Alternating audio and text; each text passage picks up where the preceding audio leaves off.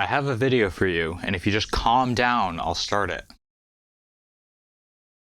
About a year ago, I was introduced to this incredibly heavy and disorienting intro to Extra Life's I Don't See It That Way.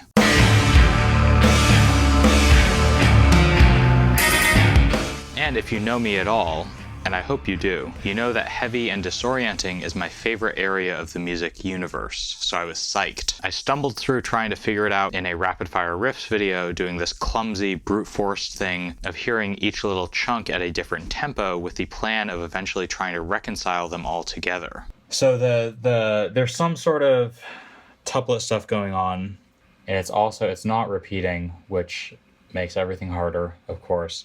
So what I would do with something like this is I would just take little bits of it and try to chunk it up like that. And then the person who introduced me to it, Tim Susko, said, "I don't see it that way," and sent me his transcription of it, which is super impressive and fits everything on a single grid. Then last week, I had the honor of talking to Charlie Looker, the mastermind behind Extra Life and an extremely prolific and exciting composer outside of that. And he also said, "I don't see it that way," and showed me how he notated it when he composed it, which looks like this. So hold up, how is it possible to have two, or three if you count my partial one, transcriptions of a passage that make completely different assumptions about what the beat even is, and yet they all sound pretty much the same? In other words, here's Tim's transcription as MIDI.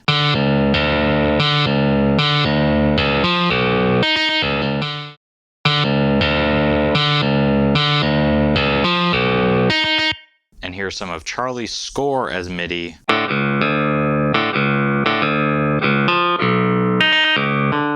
And here's some of the recording again.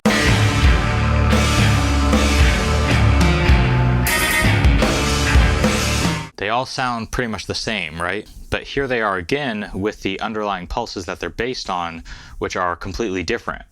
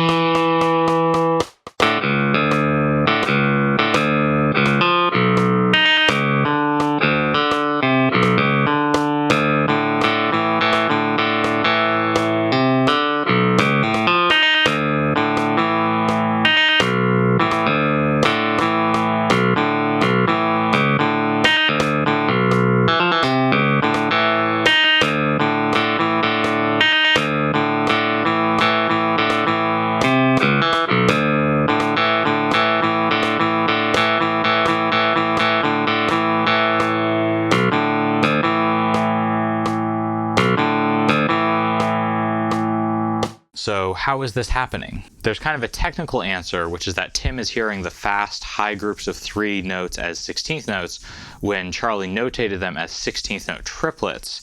And if you do the arithmetic to convert the two, a lot of it is actually almost equivalent. So taking, converting 16th note triplets to 16th notes, and then you would convert 16th notes to dotted 16th notes, etc. But even if you do that, it isn't actually completely equivalent, and we're left with the same question. The more complicated answer, if you can call it an answer, is that this is a particularly intricate example of what I call rhythmic parallax, or actually temporal parallax is what I'm branching out to kind of cover more situations. I have that paper about car bomb that I'll link in the description if you want more of the kind of hardcore academic details, but the basic idea is that with a lot of complicated rhythms, it's possible for different people to hear them differently, to hear a different meter, a different downbeat, or in the most extreme cases like this, an entirely different tempo. It's like those hologram cards where it looks different depending on what direction you're looking from. A few things make this possible here. For one, the rhythms on the page are super ambiguous. Not only is the underlying beat not made explicit by drums or anything else,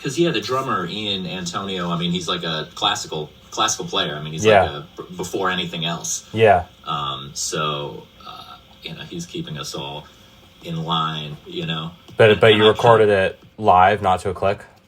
No, not to a click. No, I and I mean, I kind of wrote this thing like it's weird, man, because it's like just like different phases. Like you're just like like consuming, like your diet is different musically, and it's just influences, because it's like I just wouldn't write this now, not because I don't like it, but it's just those rhythms are like not in my head. But I was just doing so much of this like Anthony Braxton stuff largely, and just that kind of like modern composition shit. So it's like, I was doing like before this was a piece, I was doing this basically improvised like solo guitar shit that was like this kind of, it was this material, but not solidified, but it was like these general gestures with this pitch set, kind of, but it would be all, but that shit was all like rubato and just like da da da da da da da